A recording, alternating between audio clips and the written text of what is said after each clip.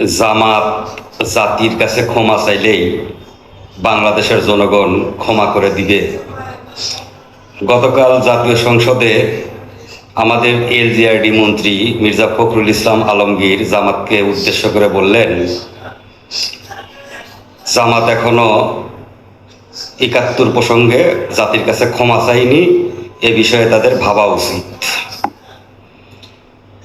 এই প্রসঙ্গে আমার একটা কথা, আসলে জামাত ক্ষমা চাইলেই জাতি ক্ষমা করে দিবে কোনো যুক্তি নাই। কারণ জামাতকে বাংলাদেশের জনগণ সেই দিন ক্ষমা করবে যেদিন জামাত শিবির এবং তাদের অনুসারীরা মনে প্রাণে বাংলাদেশি হবে।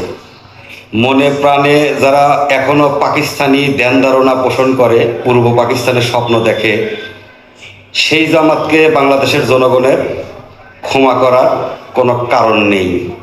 ৭১-এ ৩০ লক্ষ শহীদের রক্তের বিনিময়ে বাংলাদেশ, ২ লক্ষ মা বোনদের ইজ্জতের বিনিময়ে বাংলাদেশ।